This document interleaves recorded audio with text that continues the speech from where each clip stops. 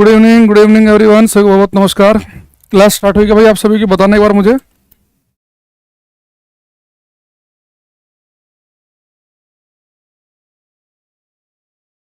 Audio audio कैसी है? नमस्कार नमस्कार। अंशिका कह रही हैं हेलो सर। अनंत कह रहे हैं गुड इवनिंग। आकाश, जिया माथुर, जिया मोरिया सॉरी, अनंत, राहुल, मोनू, कबीर अहमद, अफजल अंसारी, आदर्श, जिया, पूजा, दिव्या, सुजीत, बहुत बहुत नमस्कार, प्रणाम।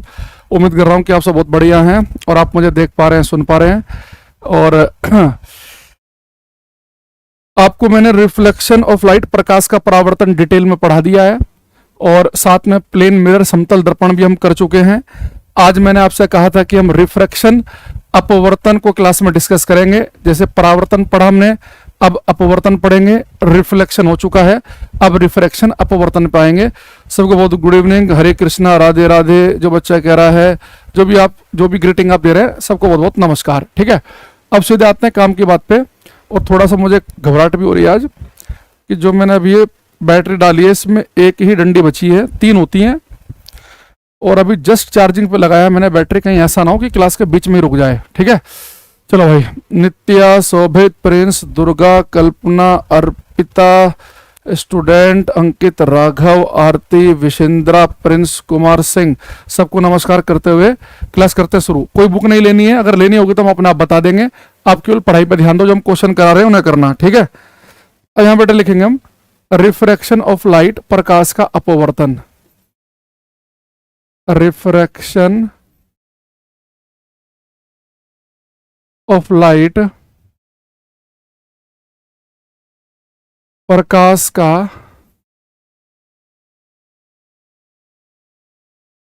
अपवर्तन। ठीक है, बस क्लास में जो बताऊंगा उसे ध्यान सुनते रहना, अपने आप से चीजें क्लियर हो जाएंगी। एक रफ कॉपी रखना, जो मैं आपको बताऊंगा साथ साथ लिखते रहना। क्वेश्चन नहीं उतारने पीडीएफ वाले, बाकी आपको लिखना है साथ में। ठीक है, अब आप कहेंगे सर आपने एक शब्द हमें पढ़ाया था रिफ्लेक्शन, परावर्तन, उसी के जैसा सा एक शब्द दिखाई दे रहा, रिफ्रैक्शन, अपवर्तन। अब ये क्या है बेटा? जब मैंने आपको रिफ्लेक्शन, परावर्तन बताया था, ठीक है,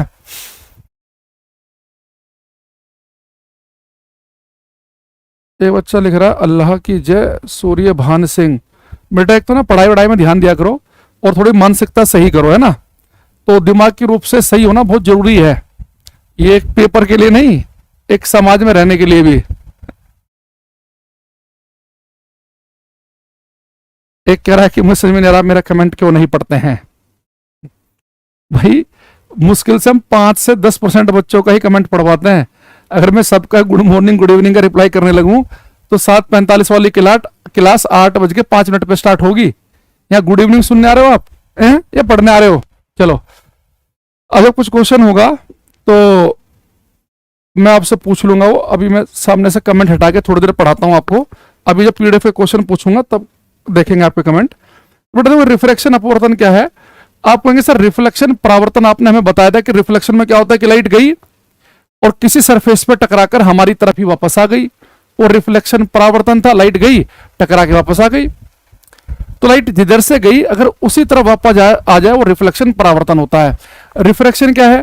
जैसे बेटा मान लो लाइट जा रही है एयर में या किसी भी मीडियम में लाइट चल रही है, अगर लाइट एक मीडियम से आपको दूसरे मीडियम में जाती हुई दिखे, जैसे लाइट जा रही है हवा से पानी या पानी से हवा या हवा से कांच में, कांच से डायमंड में या डायमंड से एयर में, तो जो लाइट एक से दूसरे मीडियम में जाती है, लाइट का जो मीडियम चेंज करना है, इसे हम कहते हैं रिफ्रैक्शन, अपवर्तन। तो रिफ्रैक्शन, जैसे एक सीजीएल 2016 में 10 सितंबर को ये क्वेश्चन आया था मॉर्निंग वाले सेट में कि लाइट का एक से दूसरे मीडियम में जाना, लाइट का एक मीडियम से दूसरे मीडियम में एंटर होना, इस घटना को हम क्या कहेंगे? रिफ्रैक्शन, अपवर्तन। तो हम शुरुआत करेंगे बिल्कुल जीरो से, धीरे धीरे लेवल बढ़ाएंगे इसमें हम। तो लिखेंगे when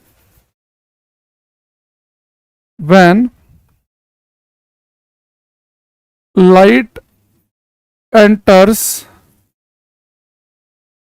from one medium to another, when light enters from one medium to another, comma, this event is called a refraction of light. This event is called refraction of light. When light enters from one medium to another, this event is called refraction of light. जब प्रकाश एक माध्यम से दूसरे माध्यम में जाता है, जब प्रकाश रोशनी लाइट जो भी लिखना चाहो, जब प्रकाश एक माध्यम से दूसरे माध्यम में जाता है तो इस घटना को प्रकाश का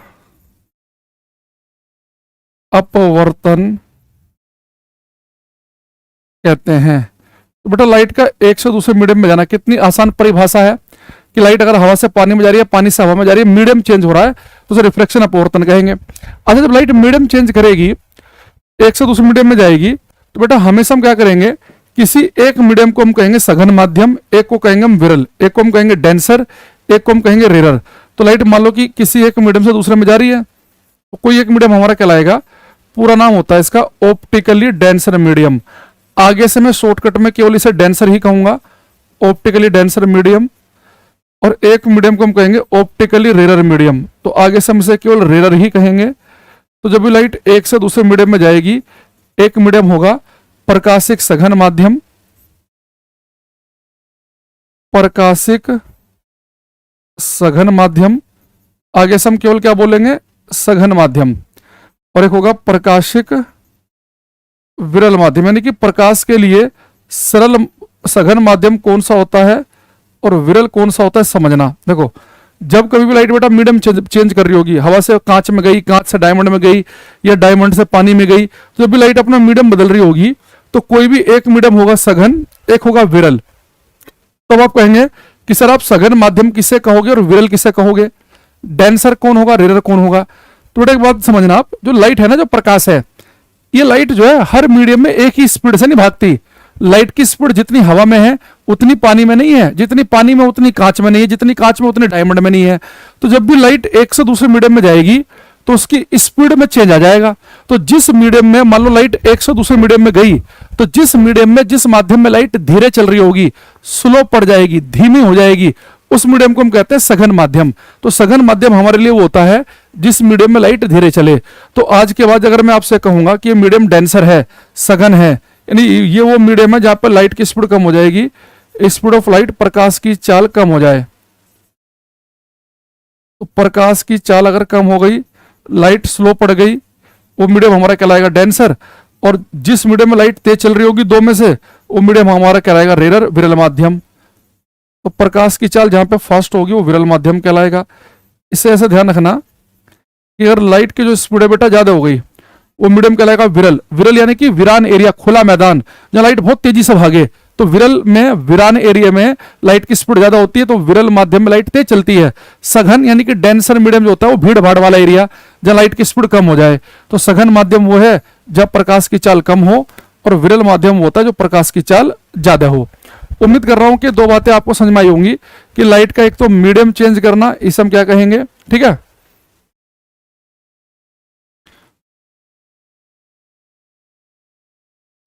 अब भाई मधु, मैं तुम्हारे रोज एक ही क्वेश्चन का आंसर नहीं दे सकता मैं, है ना, कि जब आप रोज एक ही लाइन लिखने लगो।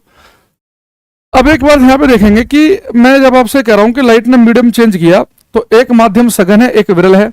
तो सघन माध्यम में लाइट धीरे चलेगी, विरल में तेज चलेगी, ठीक। अब आप कहेंगे सर ये तो ठीक है, लेकिन ये बताओ हमें पता कैसे चलेगा कि लाइट तेज कहां चलती है और धीरे कहां चलती है। अभी मैं आपको इसका एक मोटा मोटी सी आइडिया दूंगा, एक रफ आइडिया दूंगा कि लाइट कहां तेज चलती है, कहां धीरे चलती है। फिर उसके बाद हम एक डिटेल्ड आइडिया लेंगे, इसका हम डिटेल में बात करेंगे। जैसे अगर मैं बात करूं प्रकाश की चाल की, स्पीड ऑफ लाइट की, प्रकाश की चाल,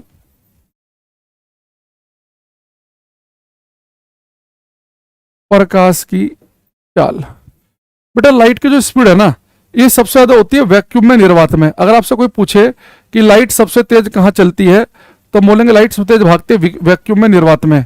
वैक्यूम समझते हो ना सभी बच्चे, वैक्यूम का मतलब होता है कि वो जगह जहां पर हवा तक भी ना हो। भाई आप, मैं जिस कमरे में हूं उसमें कुछ नहीं है मेरे दीवार के बीच में, लेकिन एयर, हवा तो है ही। अगर मैं इस कमरे से एयर भी बाहर निकाल दूं, हवा के पार्टिकल भी बाहर निकाल दिए जाए, तो मैं कहूंगा कमरे के अंदर वैक्यूम, निर्वात पैदा हो गया। निर्वात का मतलब है जहां वात वायु भी ना हो।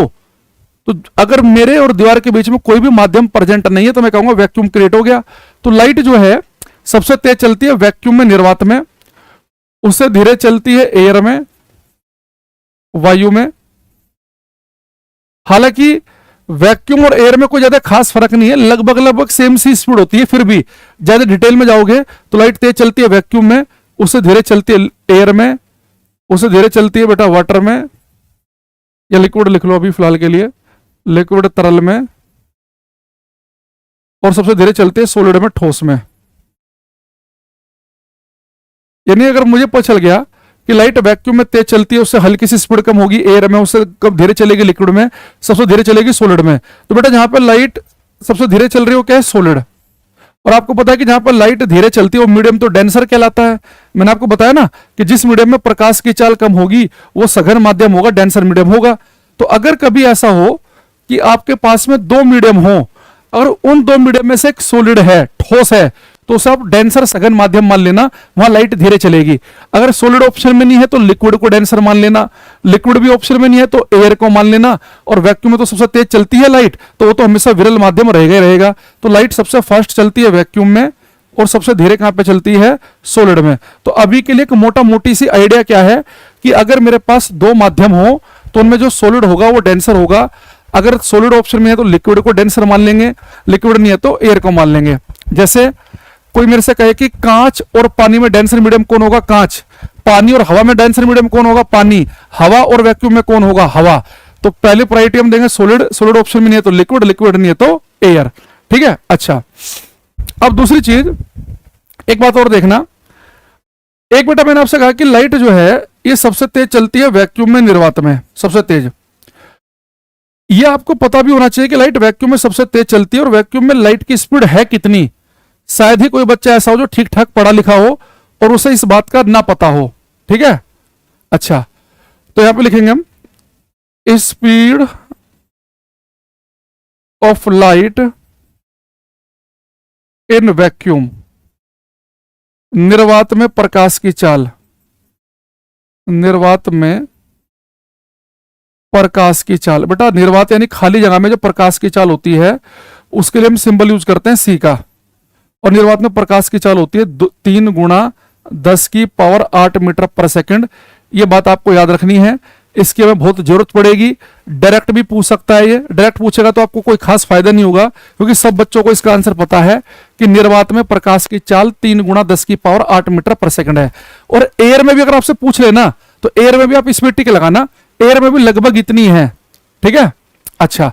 दूसरी चीज, इसी चीज को बेटा कई बार आपको ऐसे लिखा मिल जाएगा पेपर में कि प्रकाश की चाल होती है निर्वात में 3 × 10⁵ किलोमीटर पर सेकंड। तो यानी कि आप 10⁸ का रट्टा मार के पहुंच जाए पेपर में, आगे भी पढ़ लेना। 10⁸ लिखा है तो मीटर पर सेकंड लिखा होना चाहिए, और 10⁵ है तो आगे होना चाहिए किलोमीटर पर सेकंड।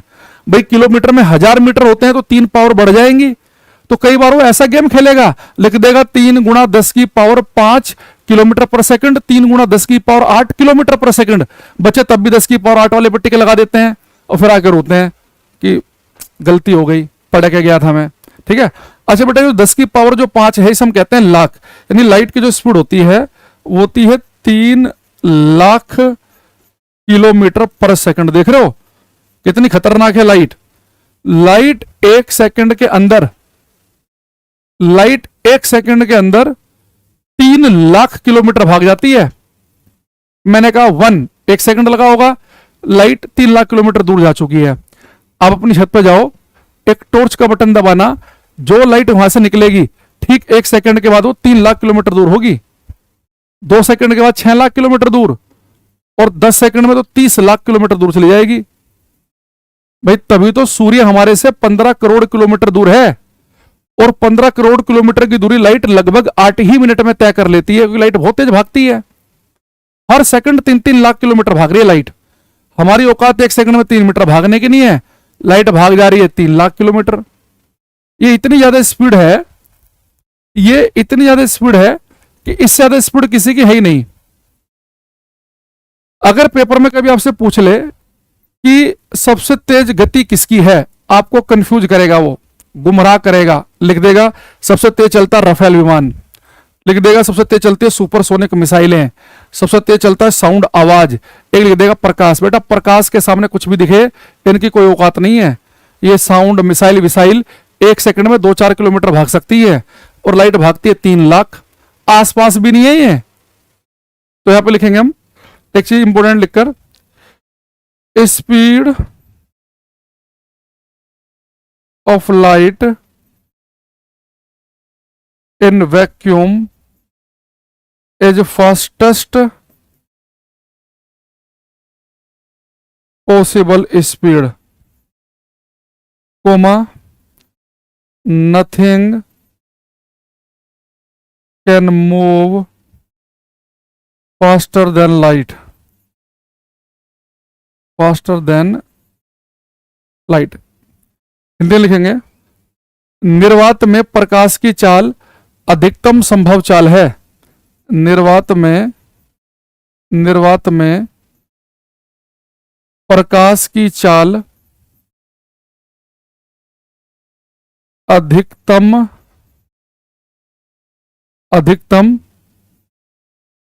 संभव चाल है।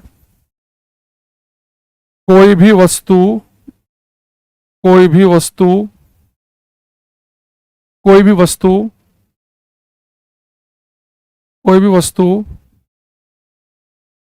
प्रकाश से तेज नहीं चल सकती है, कोई भी वस्तु प्रकाश से तेज नहीं चल सकती है। Nothing can move faster than light. ये क्वेश्चन बेटा पेपर में आता है, मैं आपको दिखाऊंगा अभी पीडीएफ से। तो अगर आपसे पूछे कि सबसे ज्यादा स्पीड किसकी होती है, हम बताएंगे लाइट की स्पीड। ठीक है, अच्छा। अब भाई एक बच्चा बड़ा परेशान हो रहा है कि लाइट की एक्चुअल स्पीड क्या, पहले खुद ही पूछ रहा है। और हमें कई बार ना, जो बच्चा कमेंट लिखता है यहाँ पे, हमें पहले से ही पता होता है कि उसे इसका आंसर पता है, लेकिन वो क्या बन रहा है, ओवर स्मार्ट। 2-4 बातें फालतू पता है तो उसे लगता है कि मैं परम ज्ञानी हूं, फिर उसका लिख भी दे रहा है वो। अरे भाई, मैंने आके लाइट की जो स्पीड है वैक्यूम में, वो 3 × 10⁸ ही आपको याद रखना है। लाइट की स्पीड जो वैक्यूम में होती है, एक्चुअल स्पीड 299792458, ये याद रखनी नहीं है, इसकी कोई जरूरत नहीं है भाई। हिसाब सोल्व करोगे 1 2 3 4 5 6 7 8, तो 2.99792458 गुणा 10⁸ हो जाएगा, है ना। 2.99 को आप लगभग 3 ही है, तो आपसे 3 मान सकते हैं। तो आपको यही याद रखनी है, 3 × 10⁸। ये फालतू के इतने लंबे चौड़े शब्द याद मत रखो, इसके बजाय इंग्लिश के 2-4 वर्ड एक्स्ट्रा याद कर लेना। ठीक है, ओवर स्मार्ट क्लास में कम से कम बनना है। ठीक है, और जितनी में फिजिक्स आती है ना, इतनी मैं रोज भूल जाता हूं, ईमानदारी से बता रहा हूं मैं। तो इसलिए क्लास में ज्यादा टेस्ट वेस्ट लेने की जरूरत नहीं है, जो पढ़ाया जाए उसे ध्यान सुन लो। अब हमने क्या कहा आपसे कि कोई भी वस्तु निर्वात में जो प्रकाश की चाल है, अधिकतम चाल है, कोई भी वस्तु प्रकाश से तेज नहीं चल सकती। ये हम जान पूछ के लिखवाते हैं बच्चों को कि कोई भी वस्तु, ताकि बच्चा कंफ्यूजन ना हो, वो कुछ भी ऑप्शन लिख दे। ठीक है, अच्छा। अब दूसरी चीज, एक बात और देखना, अगर आपसे मैं कहूं, एक क्वेश्चन आता है पेपर में कि लाइट की जो स्पीड है वो सबसे पहली बार किसने मेजर की, किसने मापी। तो प्रकाश की चाल को सबसे पहली बार जो मेजर किया, जिनकी वैल्यू इस एग्जैक्ट वैल्यू के लगभग पास पहुंची, तो वो थे ओली रोमर। तो अगर आपसे कोई पूछे कि प्रकाश की चाल सर्वप्रथम किसने मेजर की, तो याद रखना ओली रोमर ने की 1676 में। सन भी याद रखना है। Speed of light first time was measured by ओली रोमर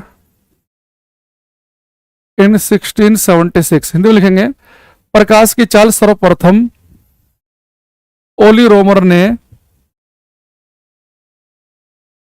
प्रकाश की चाल सर्वप्रथम ओली रोमर ने 1676 में ज्ञात की थी।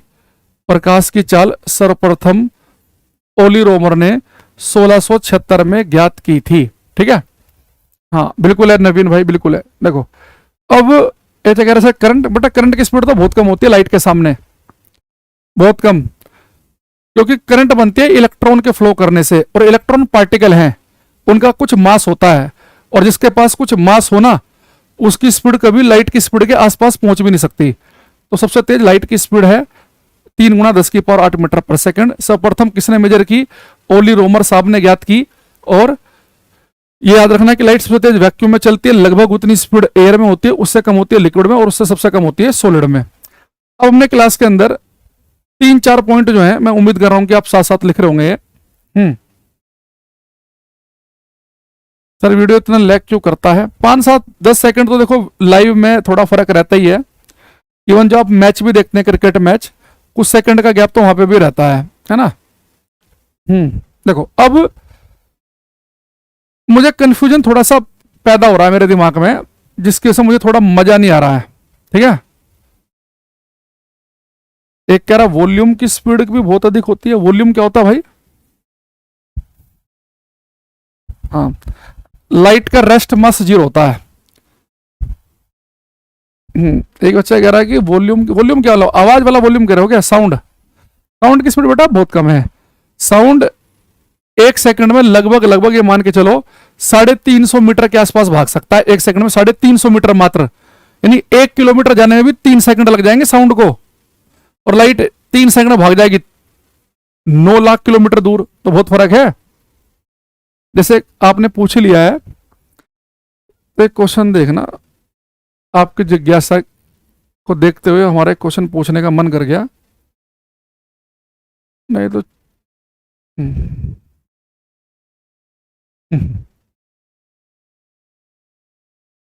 एक क्वेश्चन देखो यहां पर है, इसे आप ट्राई करने की कोशिश करना, जितना आपको पढ़ाया गया है उसके आधार पे करो ये।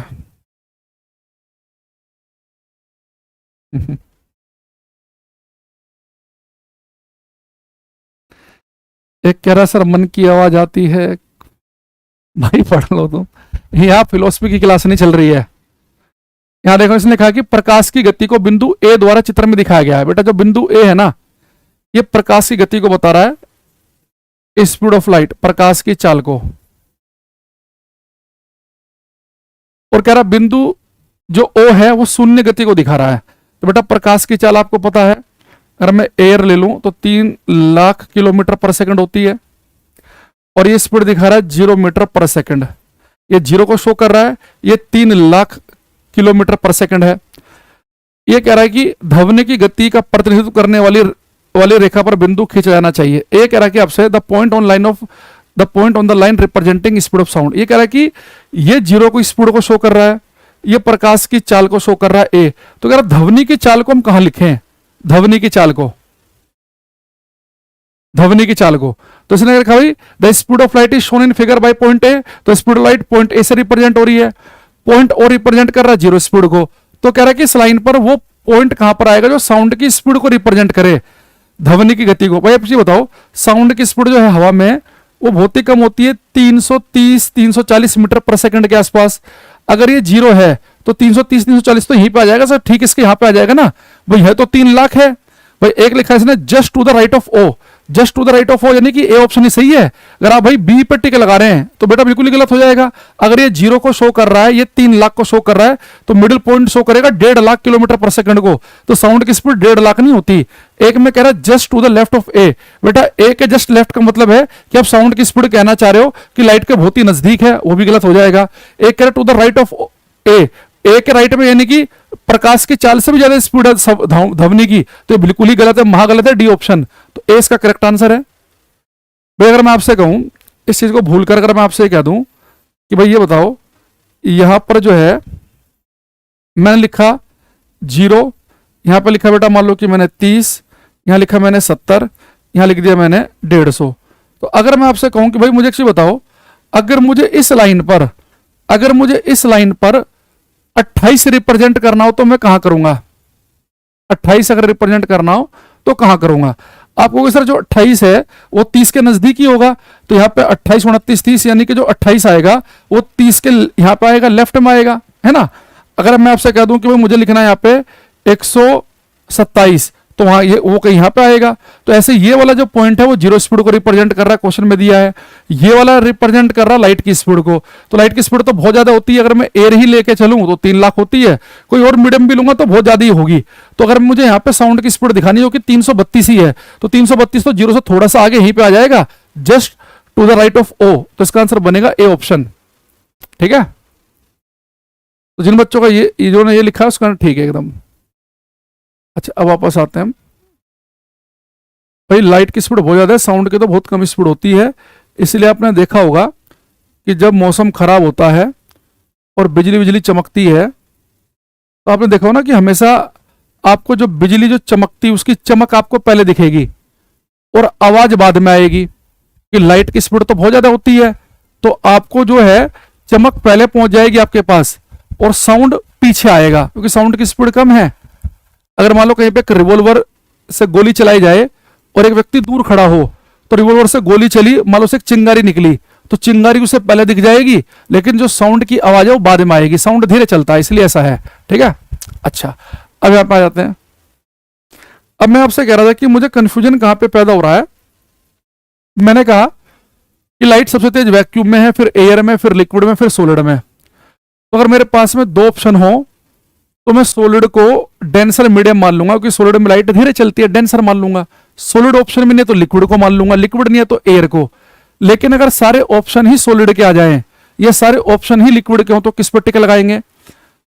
अगर आपको एग्जैक्टली पता करना है कौन मीडियम डेंसर है, कौन रेयर है, कौन सघन है, कौन विरल है, कहां लाइट धीरे चलेगी, कहां तेज चलेगी, तो हमें एक चीज और यहां पर समझनी होगी। वो देखो यहां पे लिखेंगे हम,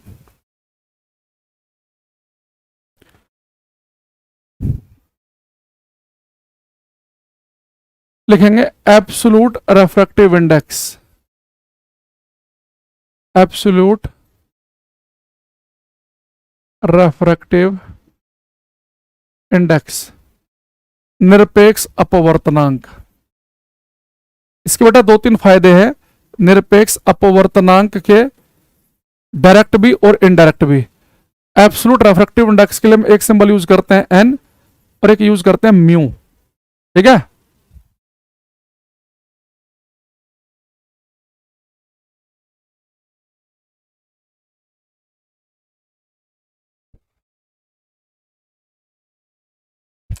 चंदन कुमार कह रहे हैं सर ये क्लास लाइव नहीं। भाई अपनी सारी क्लास होती है 100% लाइव, कभी ये मत लिखना, डाउट भी मत करना। ठीक है, मैं दिन में 3 ही क्लास लेता हूं, एक अर्ली मॉर्निंग, एक ये आपके साथ शाम को, और एक इसके बाद 9 बजे रात को।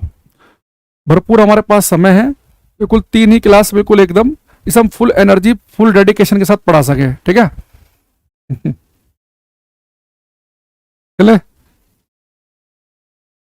आगे बढ़े। देखो अब बेटा एब्सोल्यूट रिफ्रैक्टिव इंडेक्स, निरपेक्ष अपवर्तनांक जो है, इसे हम एन या म्यू, जो भी आपका मन करे वो सिंबल आप यूज कर सकते हैं। ठीक है, अब देखना इसके देखो हमें क्या फायदे हैं।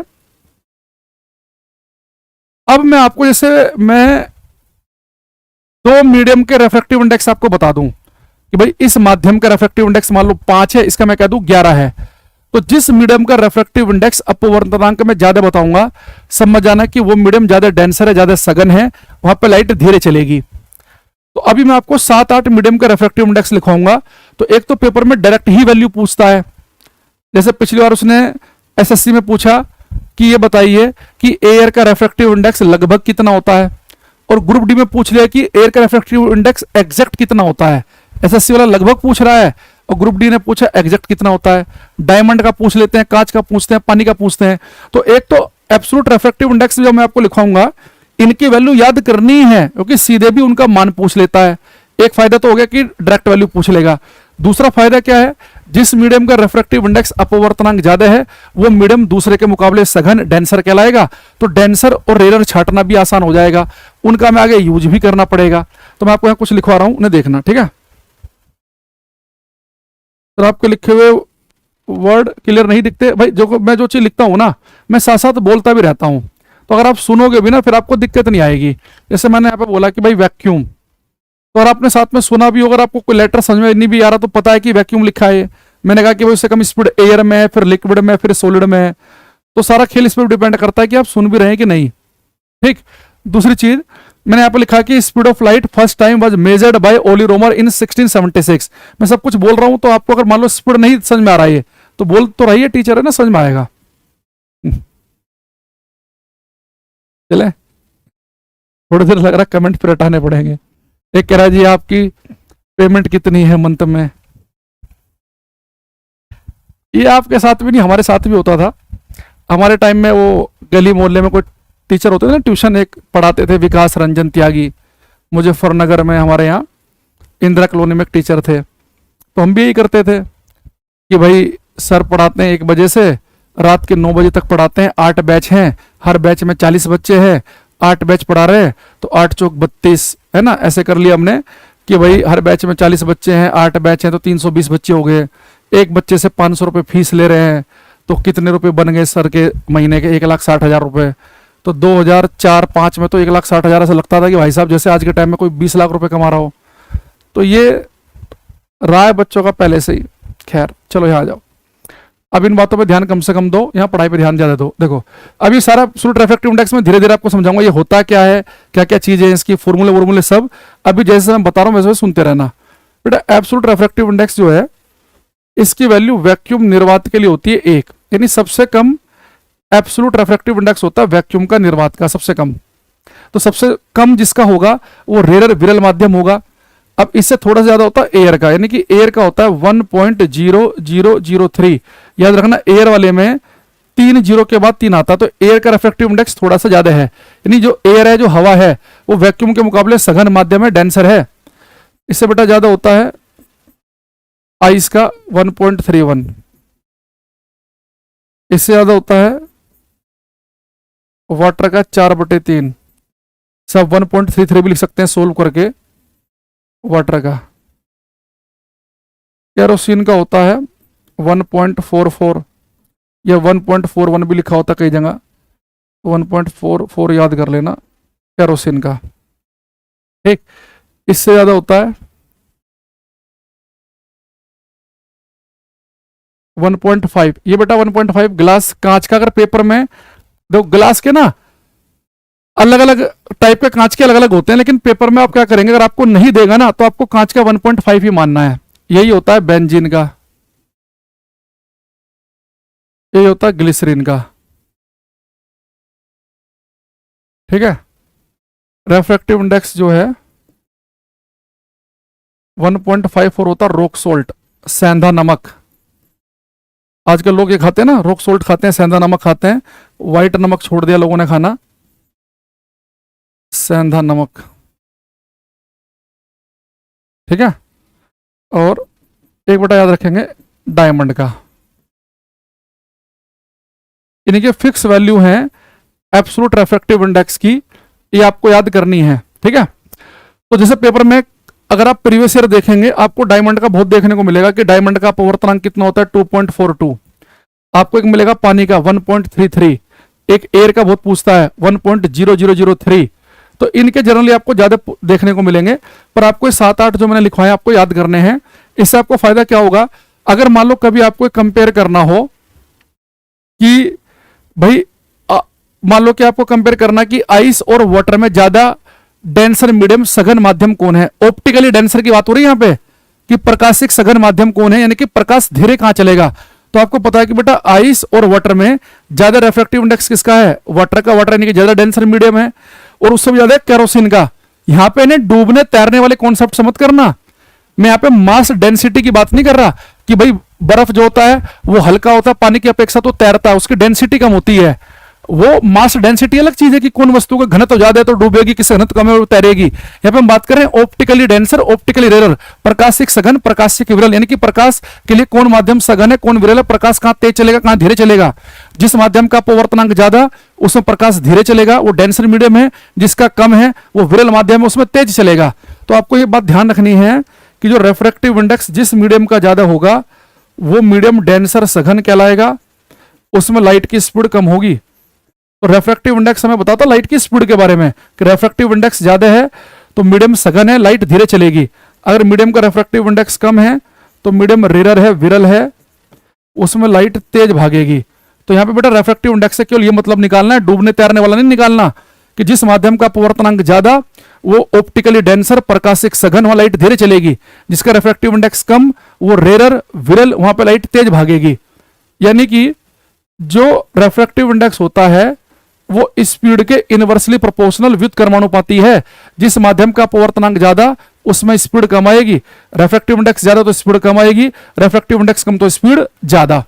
ठीक है, अब यहां से मैं अब आपसे क्वेश्चन पूछूंगा कम से कम 5-6। ठीक है,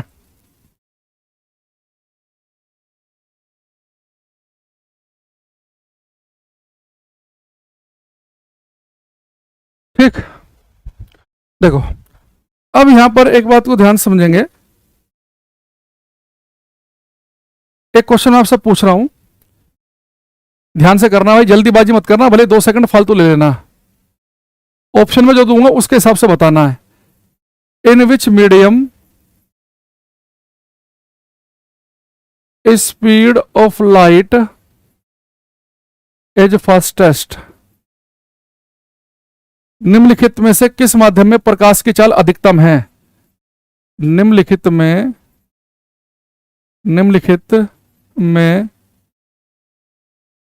किस माध्यम में प्रकाश की चाल अधिकतम है? और ऑप्शन क्या है बेटा, यहां देखना। ऑप्शन है आपके पास में, एक ऑप्शन है केरोसिन, एक ऑप्शन आपके पास में रॉक सोल्ट सेंधा नमक, एक ऑप्शन आपके पास में वाटर, एक ऑप्शन आपके पास में डायमंड हीरा। अगर मैं आपसे पूछूं निम्नलिखित में से किस माध्यम में प्रकाश की चाल अधिकतम है, तो आप किस पर टिक लगाएंगे? जो बच्चे नमस्ते लिख रहे हैं शुरू से क्लास में आओ भाई। ठीक है, चलती हुई क्लास में मत लिखा करो नमस्ते, गुड मॉर्निंग, गुड इवनिंग। अगर आपसे कहा जाए कि हमारे पास 4 अलग अलग माध्यम है, केरोसिन यानी कि मिट्टी का तेल, सेंधा नमक, पानी, हीरा, इनमें से लाइट किस मीडियम में तेज चलेगी?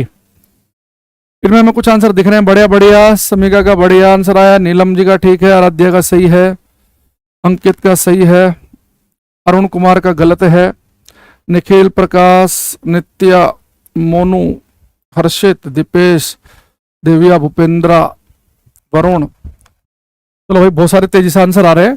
भाई एक चीज बताओ, इसने कि प्रकाश की चाल अधिकतम कहां पर है? बेटा प्रकाश तेज कहां चलता है? जिस मीडियम का रिफ्रैक्टिव इंडेक्स अपवर्तनांक कम होगा उसमें स्पीड ज्यादा आएगी। भाई जिस मीडियम का रिफ्रैक्टिव इंडेक्स कम होगा वो विरल माध्यम होगा ना, तो सबसे कम किसका है इन सब में? पानी का है, पानी में स्पीड ज्यादा आएगी। भाई पानी का रिफ्रैक्टिव इंडेक्स क्या होता है? मैंने 1.33, 4/3 को सोल्व करेंगे 1.33 आएगा। रॉक सोल्ट का 1.54 बताया था, केरोसिन का 1.44 है, और इसका डायमंड का तो सबसे ज्यादा है 2.42। तो इनमें सबसे तेज जो लाइट चलेगी वो पानी में चलेगी और धीरे चलेगी डायमंड में, हीरे के अंदर। ठीक है, तो जो बच्चे सी ऑप्शन दे रहे हैं उनका ठीक है, जो इसके अलावा कुछ और आंसर पर टिक लगा रहे हैं उन सबका गलत है। ठीक है, एक क्वेश्चन जो है आपको करना है, ये क्वेश्चन नंबर 18 करना।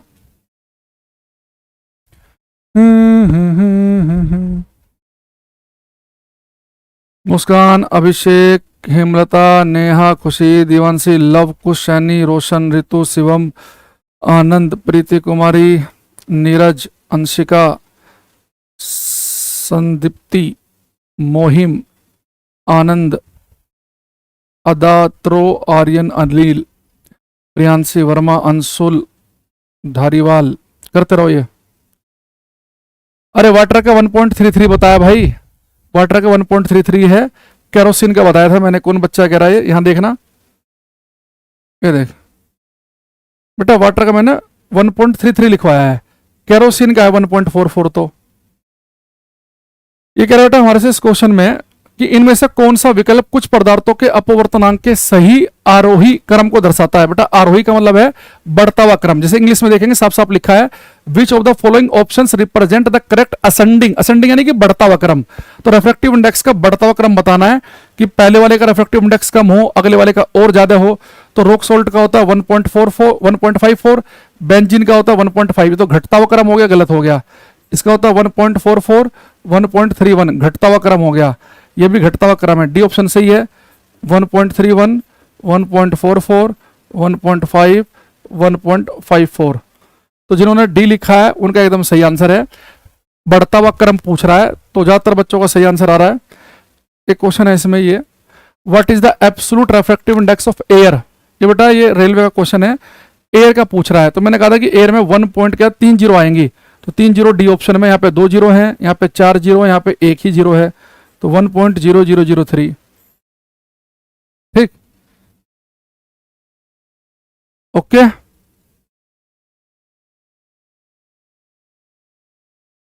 एक क्वेश्चन ये करना, क्वेश्चन नंबर 19।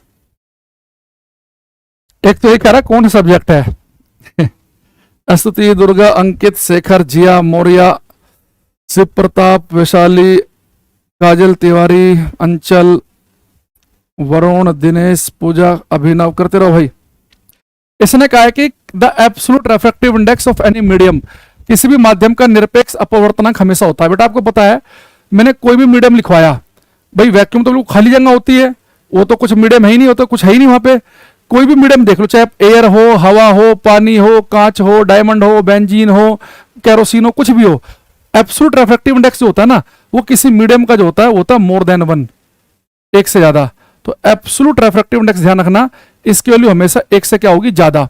मैं आगे चल के आपको एक चीज और पढ़ाऊंगा, relative refractive index, relative refractive index, सापेक्ष अपवर्तनांक। मैं आपको रिलेटिव रिफ्रैक्टिव इंडेक्स बताऊंगा ना, तो इसकी वैल्यू जो है भाई वो एक से ज्यादा भी हो सकती है, एक से कम भी हो सकती है, और एक के बराबर भी, ये बताया जाएगा आपको। मैं साथ में बता रहा हूं ताकि आपको याद रहे कि एब्सोल्यूट रिफ्रैक्टिव इंडेक्स की वैल्यू एक से ज्यादा ही होती है, लेकिन जो रिलेटिव रिफ्रैक्टिव इंडेक्स है उनकी वैल्यू एक से कम, एक से ज्यादा, एक के बराबर कुछ भी हो सकती है। ठीक है, अच्छा। तो एक हीरे का पूछ रखा है, एक में हीरे का निरपेक्ष अपवर्तनांक 2.42। सारे ऑप्शन एक जैसे लग रहे हैं, देखो एग्जैक्ट याद रखना है, कहीं डी पे टिक मत लगा देना पेपर में। अब आते हैं कि जो हमने वैल्यू इतनी सारी याद की हैं, इनका फायदा क्या होगा जो हमने ये याद की है। चलो पेपर के लिए तो ठीक है, हमने वैल्यू डायरेक्टली पेपर में डायरेक्ट पूछ लेता है कि हीरे का बताओ कितना है, या एयर का बताओ कितना है, या पूछ लेगा बढ़ता हुआ क्रम लिखो, घटता हुआ क्रम लिखो, तो ठीक है। लेकिन इनका और कहां पे यूज है उसे समझना। पहले ये समझो आप, ये जो एब्सोल्यूट रिफ्रैक्टिव इंडेक्स है क्या भला है, ये है ना, निरपेक्ष अपवर्तनांक है क्या। देखो बेटा एब्सोल्यूट रिफ्रैक्टिव इंडेक्स को हम लिखते हैं एन से, और जो एब्सोल्यूट रिफ्रैक्टिव इंडेक्स है ना बेटा, ये एक रेशियो है स्पीड का। रिफ्रैक्टिव इंडेक्स जो है, इसका एक छोटा सा फॉर्मूला याद रखना, बड़े काम आएगा ये। ठीक है, तो एब्सोल्यूट रिफ्रैक्टिव इंडेक्स का फॉर्मूला होता है सी बाई वी। बेटा सी का मतलब होता है यहां पे speed of light in vacuum, निर्वात में प्रकाश की चाल।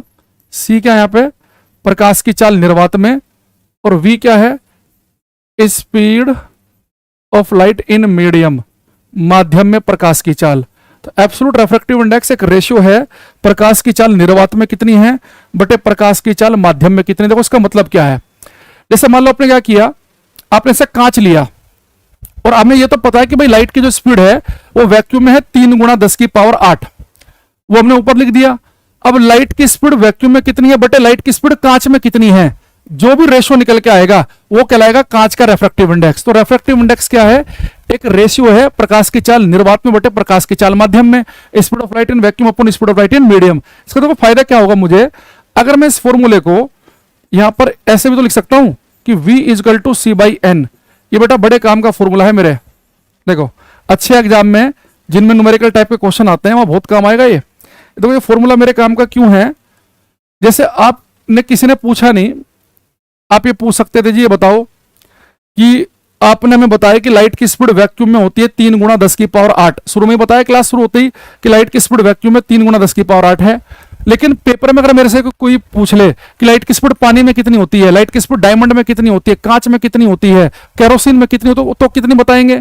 बेटा किसी भी मीडियम में अगर आपको लाइट की स्पीड निकालनी है बहुत आराम से आप निकाल सकते हो। तो जिस भी मीडियम में आपको लाइट की स्पीड निकालनी है, मान लो आपको लाइट की स्पीड निकालनी है पानी में, तो जिस मीडियम में आपको लाइट की स्पीड निकालनी है, आप सी की वैल्यू को, सी की वैल्यू तो पता ही है हमें 3 गुणा 10 की पावर 8, सी की वैल्यू को उसी मीडियम के रेफ्रेक्टिव इंडेक्स से भाग कर देना। अगर आपको लाइट की स्पीड पानी में निकालनी है तो सी की वैल्यू को पानी के अपवर्तनांक से भाग करेंगे। आपको लाइट की स्पीड निकालनी है हीरे में तो सी की वैल्यू को हीरे के अपवर्तनांक से भाग कर देंगे।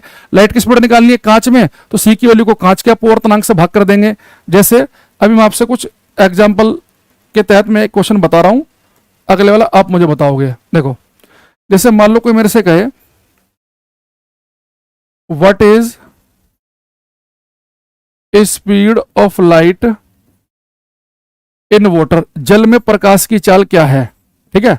और बेटा जल जो है, वाटर जो है, इसका रेफ्रेक्टिव इंडेक्स आपको दे देगा पेपर में 4/3। याद रखना जब भी आप न्यूमेरिकल करो ना, वाटर का रेफ्रेक्टिव इंडेक्स 4/3 ही यूज करना, 1.33 मत करना, उससे कैलकुलेशन टफ होंगी। 1.33 से डिवाइड करना भी मुश्किल है और मल्टीप्लाई करना भी मुश्किल है, तो 4/3 यूज करेंगे। अब मुझे एक बताओ, मुझे लाइट की स्पीड कहां बतानी है, पानी में। तो मुझे जिस मीडियम में लाइट की स्पीड बतानी है, मैं सी की वैल्यू को उसी मीडियम के रेफ्रेक्टिव इंडेक्स से भाग कर दूंगा। तो सी की वैल्यू कितनी है, 3 × 10⁸ मीटर पर सेकंड। और वाटर का रेफ्रेक्टिव इंडेक्स कितना है, 4/3। 3 पहुंच जाएगा ऊपर तो हो जाएगा 9/4 × 10⁸ मीटर पर सेकंड। सोल्व करेंगे तो आ जाएगा 2.25 × 10⁸।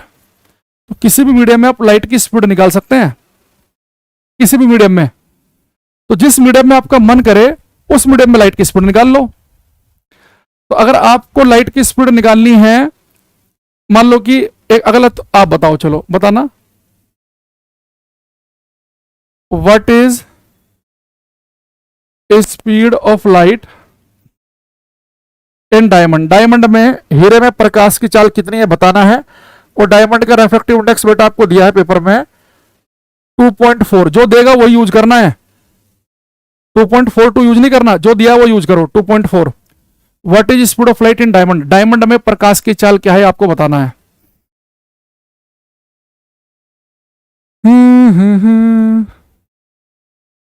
क्लास कितनी देर तक चलेगी, आप सबसे पहली क्लास देकर आओ, पता चल जाएगा कि क्लास का टाइमिंग क्या है, क्लास कितने बजे शुरू होती है, कब तक चलती है, कितना पढ़ा दिया है, क्या क्या टॉपिक हो गए हैं, है ना।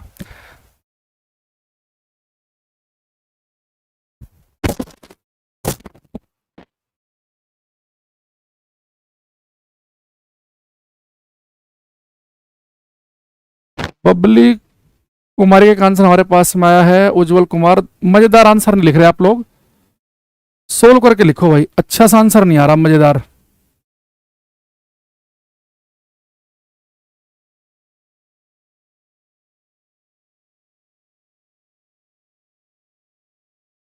हिंदी वाले स्टूडेंट भी हैं तो उन्हें सुनता तो होगा भाई, ये हिंदी वाले स्टूडेंट को सुनना बंद हो गया है। हमने क्या लिखा कि हीरे में प्रकाश की चाल बताओ, अब सुन नहीं रहा है तो इसमें तो मैं क्या कर सकता हूं, अब सुनता तो होगा ना, ये कान वान बंद हो गए हिंदी वालों के, हिंदी वाले भी है। What is speed of light in diamond, तो मैं ये 3 शब्द नहीं समझ में आ रही, इतनी हिंदी नहीं, इंग्लिश नहीं आती तुम्हें, और 4 बार बोल दिया कि प्रकाश की चाल हीरे में कितनी है। तो मैंने आपसे कहा भाई कि किसी भी मीडियम में आपको प्रकाश की चाल निकालनी है, लाइट की स्पीड कहां निकालनी है, डायमंड में। तो जिस मीडियम में आपको लाइट की स्पीड निकालनी है, आप सी की वैल्यू को उसी मीडियम के रेफ्रेक्टिव इंडेक्स से भाग कर दोगे। ये आपसे गुणा भाग नहीं हो पा रहा है, V = होता है C/N। लाइट की स्पीड निकालनी है डायमंड में तो डायमंड के ही रेफ्रेक्टिव इंडेक्स से भाग कर दो। तो C की वैल्यू कितनी होती है, 3 × 10⁸ मीटर पर सेकंड, और डायमंड का रेफ्रेक्टिव इंडेक्स दिया है 2.4, वही यूज कर लो।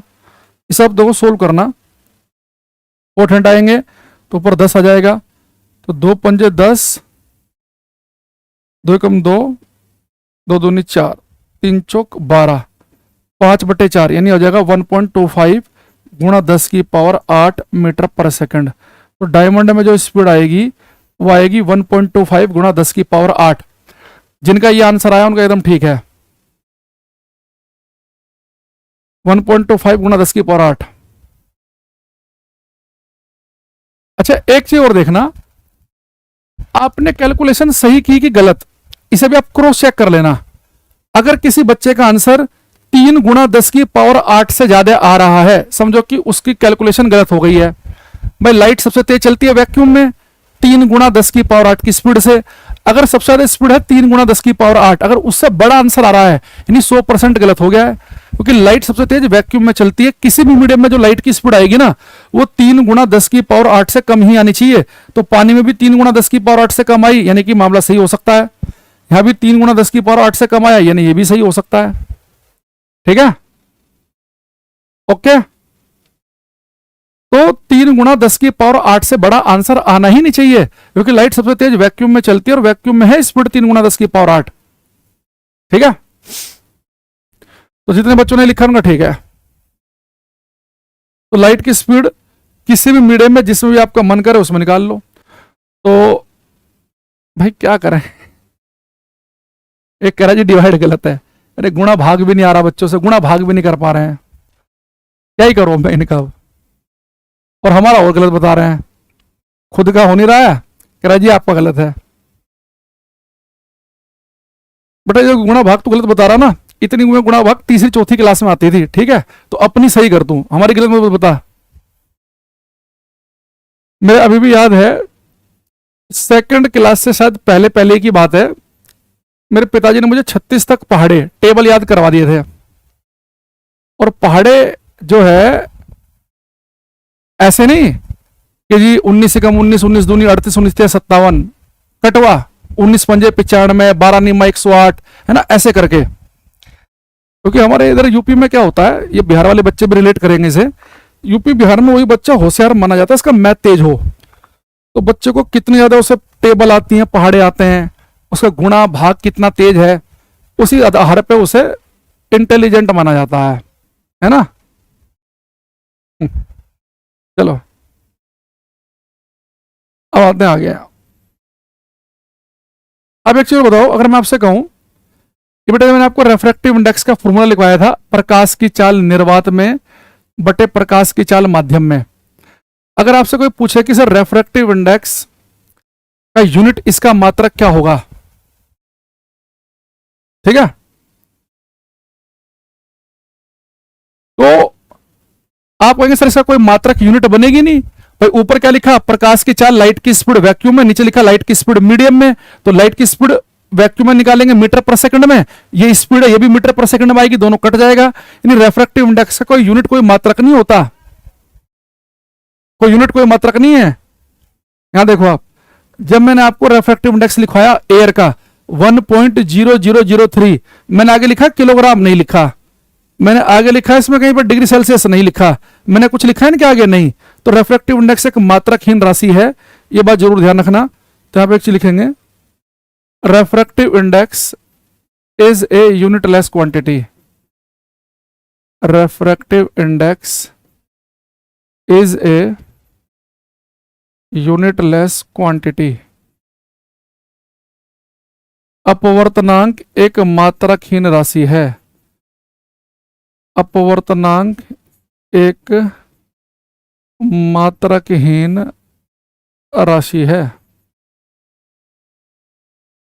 Refractive index is a unitless quantity. अपवर्तनांक एक मात्रकहीन राशि है, यूनिटलेस क्वांटिटी। ठीक है, देखो एक बार पहले रिवाइज करते हैं पूरी कहानी जो मैंने आपको बताई है अभी तक। आगे भी हम आएंगे, क्लास में पढ़ेंगे भी, पर इसे हम रिवाइज करते हैं 1 मिनट के अंदर सारे कहानी जो मैंने पढ़ाई शुरू से। देखो आज हमने आते क्या पढ़ा कि अगर कभी लाइट हमें मीडियम चेंज करते हुए दिखे, कि भाई लाइट मान लो एयर से चल के पानी में पहुंच गई, या पानी से बाहर हवा में आ गई, या पानी से कांच में चली गई, तो लाइट जो मीडियम चेंज करती है, मैंने कहा इसे हम कहेंगे रिफ्रैक्शन, अपवर्तन। तो लाइट का मीडियम चेंज करना रिफ्रैक्शन कहलाता है। फिर मैंने आपसे कहा कि जब लाइट मीडियम चेंज करेगी तो एक मीडियम उसमें से डेंसर सघन कहलाएगा, एक रेरर विरल कहलाएगा। डेंसर मीडियम वो होगा जिसका रेफ्रेक्टिव इंडेक्स अपवर्तनांक ज्यादा होगा, जहां लाइट धीरे चलेगी, और रेरर मीडियम वो होगा, विरल माध्यम वो होगा जिसका रेफ्रेक्टिव इंडेक्स कम होगा, जिसमें लाइट तेज चलेगी। फिर हमने कुछ मीडियम के रेफ्रेक्टिव इंडेक्स याद किए। रेफ्रेक्टिव इंडेक्स कुछ नहीं है, स्पीड का रेशियो है कि लाइट वैक्यूम में कितना तेज भागती है बटे मीडियम में कितना तेज भागती है। तो उस फॉर्मूले से मुझे क्या फायदा हुआ कि वहां से एक फॉर्मूला मैंने याद किया, V = C/N। मैं किसी भी मीडियम में लाइट की स्पीड निकाल सकता हूं। जिस मीडियम में लाइट की स्पीड निकालनी है उसी मीडियम के रेफ्रेक्टिव इंडेक्स से भाग कर देंगे, आंसर हमारा आ जाएगा। ठीक है, आगे बात समझ में। तो ये सारी बातें जो है हम ऑलरेडी क्लास में डिस्कस कर चुके हैं। ओके, अरे कोई ऐसा क्वेश्चन तो नहीं किसी बच्चे को याद ना हो? देखो आपको ये भी याद हो गया होगा कि डायमंड का रिफ्रैक्टिव इंडेक्स 2.42 है, पानी का 1.33 है या 4/3। आपको ये याद हो गया होगा कि हवा का 1.0003 है। आपको ये भी पता हो किसी मीडियम में लाइट की स्पीड कैसे निकालते हैं, C/n से। और ये रिफ्रैक्टिव इंडेक्स है, इसके कोई यूनिट कोई मात्रक नहीं बनेगा, है ना। लाइट मीडियम चेंज करेगी तो जहां तेज चलेगी वो रेयर मीडियम है, जहां धीरे चलेगी वो डेंसर सघन माध्यम है। याद हो रहा है? ओके, चलो। अच्छा, अब दूसरी चीज, ये बेटा जब लाइट मीडियम चेंज करेगी तो होगा क्या, अब उस पर आते हैं हम। ये बात आपने 10th क्लास में सबने पढ़ी होगी। अच्छा, इस क्लास को जो बच्चे बाद में देखेंगे, जो अभी देख रहे हैं, उन सब मेरा एक अनुरोध है कि आप चलती हुई क्लास के बीच में आकर कोई बच्चा hi, hello, good morning, good evening, कैसे हैं, ये मत लिखा करो। मैं उन्हें बिल्कुल एंटरटेन नहीं करता। आप कमेंट बॉक्स भरते रहोगे, मैं उसका कभी नाम नहीं लूंगा। तो ये गुड मॉर्निंग, गुड इवनिंग जो है ना, ये क्लास के स्टार्टिंग में करना है, बीच में नहीं करना। तो जो बाद में भी इस क्लास को देखें रिकॉर्डेड फॉर्म में, तो कभी अगर वो लाइव क्लास में आए तो क्लास के बीच में शब्द मत लिखें कोई भी, ठीक है।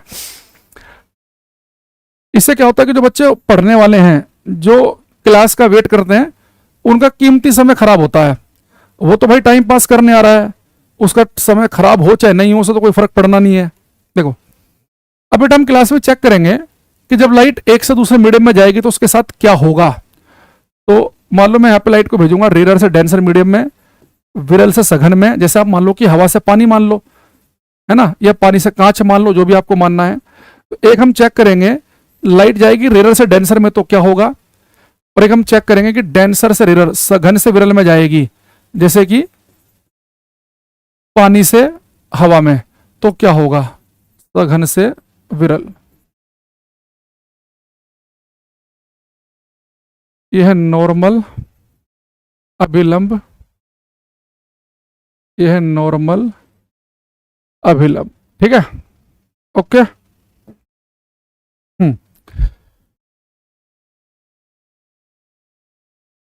अरे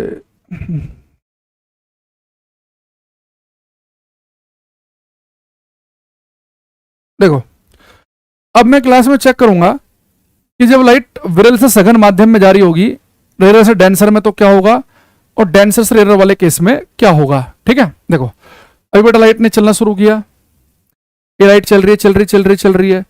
जो बच्चों ने रिफ्लेक्शन परावर्तन पढ़ा है मेरे से, तो उन सबको पता है कि जो प्रकाश की किरण चल रही है उसे हम कहते हैं इंसिडेंट रे, आपतित किरण। और ये आपतित किरण जो एंगल बनाती है नॉर्मल अभिलंब के साथ में, नॉर्मल के साथ जो एंगल बनता होता आई। ऐसे बेटा मान लो यहाँ पे एक लाइट चली, प्रकाश की किरण चली, इसे हम इंसिडेंट रे, आपतित किरण कहेंगे। और ये कितना एंगल बनाएगी, आई। तो बेटा प्रकाश की किरण जो है, जब वो जाती है विरल माध्यम से सघन में, रेयर से डेंसर में, तो क्या होगा बेटा, प्रकाश की किरण जाएगी विरल से सघन, सघन माध्यम यानी कि जहां स्पीड कम हो जाती है लाइट की, भीड़ भाड़ वाला एरिया। रेयर विरल जहां लाइट तेज चलती है, ये बता रखा ना शुरू में मैंने आपको, यानी कि खुला मैदान। तो बेटा अब लाइट जाएगी रेयर से डेंसर, सघन माध्यम में, भीड़ भाड़ में, तो लाइट बच बच के चलेगी, भीड़ भाड़ वाला एरिया है। तो लाइट जब जाती है रेयर से डेंसर में, विरल माध्यम से सघन माध्यम में, तो बेटा लाइट जो है ना, ये नॉर्मल की तरफ को, अभिलंब की तरफ को बैंड हो जाती है। तो लाइट विरल से जाएगी सघन माध्यम में, तो अभिलंब की तरफ को झुक जाएगी। और जो लाइट दूसरे मीडियम में जाती है, इसे हम कहते हैं रिफ्रैक्टेड रे, रिफ्रैक्टेड रे, अपवर्तित किरण, ठीक है। और ये अपवर्तित किरण जो एंगल बनाएगी उसे हम कहेंगे आर। ऐसे बेटा जब लाइट जाएगी सघन से विरल, विरल यानी कि खुला मैदान, लाइट खुल के चलेगी, तो लाइट नॉर्मल अभिलंब से दूर हट जाएगी। ये रिफ्लेक्टेड रहे अपवर्तित किरण, ये एंगल क्या होगा हमारा आर। तो अगर मैं आपसे कहूं कि लाइट जा रही है विरल माध्यम से सघन में, तो क्या होगा, लाइट नॉर्मल के नजदीक आएगी, लेकिन सघन से विरल, डेंसर से रेयर में जाएगी तो अवे फ्रॉम नॉर्मल हो जाएगी, अभिलंब से दूर हट जाएगी, ठीक है। अच्छा, ये जो आई और आर है, इनका नाम भी लिख लेंगे हम। आई को हम कहते हैं एंगल ऑफ इंसिडेंस, आपतन कोण, और आर को बेटा हम कहते हैं एंगल ऑफ रिफ्रैक्शन, अपवर्तन कोण। तो आई है आपतन कोण है, और आर जो है वो क्या है, अपवर्तन कोण। अब एक बार इसे उतार लो। अब मैं बहुत सुंदर एक क्वेश्चन पूछूंगा, और मुझे पता है कि अगर कोई बच्चे ने पहले मेरे से नहीं पढ़ा हुआ, पहली बार जो पढ़ रहा है, लाइन से भी गलत आंसर हमारे सामने आएंगे। तो इसलिए मैं आपको पहले से ही बता रहा हूं कि आप लोग क्वेश्चन को ध्यान से पढ़ के आंसर देना। देखने बड़ा आसान लगेगा पर गलत हो जाएगा, ठीक है। ये क्वेश्चन है, ये आपको करना है।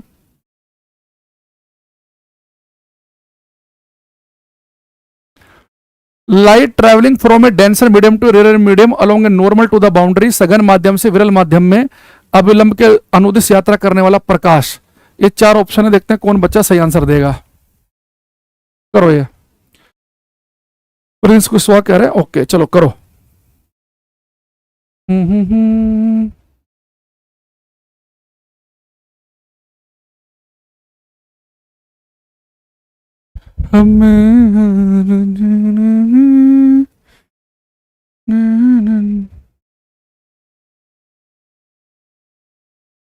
एक आंसर हमारे पास में आया है नित्या पांडे का।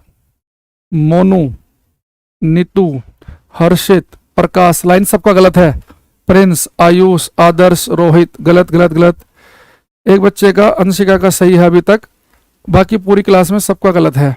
देखो, एक तो जितने बच्चे बी ऑप्शन लगा रहे हैं, बी पर टिक लगाना बंद करो। मैंने आपसे कहा था क्वेश्चन देखने में आसान लगेगा पर होगा नहीं, है ना।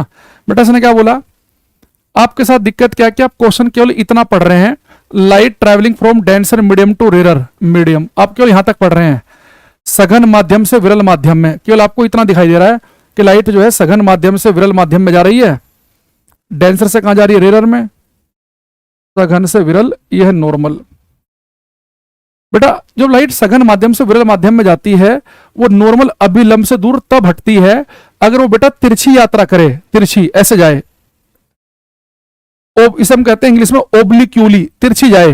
तो बेटा लाइट क्या होती है, अगर सघन से विरल माध्यम में लाइट जाएगी, अगर वो तिरछी जाएगी, यानी तिरछी का मतलब है कि नॉर्मल अभिलंब से किसी कोण पर जाएगी, एंगल पर, तिरछी जाए, ओब्लिक्यूली जाए, तो लाइट नॉर्मल से दूर हटती, अभिलंब से दूर हटती, आपका बी ठीक हो जाता। अगर आप इस क्वेश्चन को बड़े ध्यान से समझें, उसने क्या कहा है कि लाइट जो है ना वो सघन माध्यम से विरल माध्यम में जा तो रही है, लेकिन ये लाइट जब सघन से विरल माध्यम में जा रही है तो जा रही है अलोंग द नॉर्मल, अभिलंब के अनुदिश। बेटा नॉर्मल के साथ साथ जा रही है लाइट, ऐसे जा रही है, नॉर्मल से कोई एंगल बना ही नहीं रही है। तो अगर लाइट जो है अगर वो नॉर्मल के अलोंग जाएगी, अभिलंब के अनुदिश जाएगी, तो आपको मैंने बताया था अगर ये बेटा मिरर होता दर्पण, तो मिरर वाले केस में क्या होता है, प्लेन मिरर में अगर लाइट बिल्कुल 90 डिग्री के एंगल पर टकराए मिरर पे, तो उसी मार्ग पे लौट आती है। यहाँ मिरर तो है नहीं, तो लाइट अगर डेंस से रेयर माध्यम में जा रही हो नॉर्मल के अलोंग, तो बेटा लाइट सीधी सीधी निकल जाती है, सीधी सीधी निकल जाएगी। लाइट जो है अभिलंब के नजदीक या उससे दूर तभी जाती है जब वो तिरछी जा रही हो। लेकिन इस क्वेश्चन में उसने कहा कि लाइट जा रही है नॉर्मल के अलोंग, अभिलंब के अलोंग, नॉर्मल से कोई एंगल बना ही नहीं रही है। आंसर होगा हमारा इज नॉट रिफ्लेक्टेड, सीधी निकल जाएगी। तो डी इसका करेक्ट आंसर होगा। सी पर टिक मत लगाओ बेटा, सी का मतलब पता क्या है कि लाइट को आपने ऐसे छोड़ा, ये लाइट आपने छोड़ी नॉर्मल के अलोंग, और ये बाउंड्री के साथ साथ ऐसे जाए। ये हम आगे पढ़ाऊंगा आपको मैं कि लाइट को अगर आप छोड़ते हैं तो बाउंड्री के साथ साथ तो पता कब जाएगी, जब हम क्रिटिकल एंगल क्रांतिक कोण पे छोड़ेंगे, वो कॉन्सेप्ट आगे आएगा। अब ये समझो कि अगर पेपर में अगर वो खाली ये लिखता कि प्रकाश सघन माध्यम से विरल माध्यम में जा रहा है, तो आप उसे यही जनरल केस मान के चलते कि लाइट तिरछी ही जा रही होगी। अगर वो मुझे ना बताए तो मैं यही मानकर चलूंगा कि लाइट सघन से विरल माध्यम में जा रही है तो तिरछी जा रही होगी, नॉर्मल से दूर हटेगी, बी पट्टी लगा दूंगा। लेकिन यहां उसने मुझे क्लियरली बताया है कि लाइट जो है अभिलंब के अनुदिश जा रही है, तो बेटा सीधी निकलेगी, यानी वो रिफ्लेक्ट नहीं होगी। तो आंसर क्या बनेगा हमारा, डी ऑप्शन।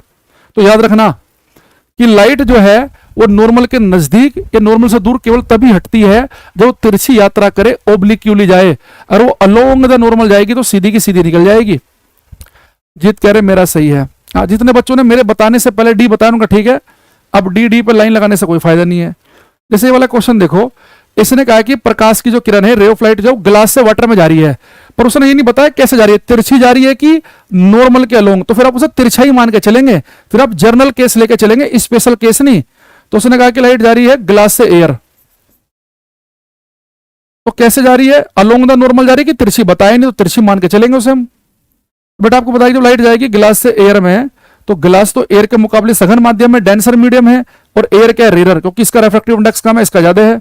तो सघन से विरल में जब लाइट जाएगी तो नॉर्मल से दूर हटेगी, और लाइट नॉर्मल से दूर हटेगी तो आपको पता है कि जो आर की जो वैल्यू होगी वो आई से होगी ज्यादा, यानी जो अपवर्तन कोण है, एंगल ऑफ रिफ्रैक्शन, वो एंगल ऑफ इंसिडेंस से ज्यादा होगा।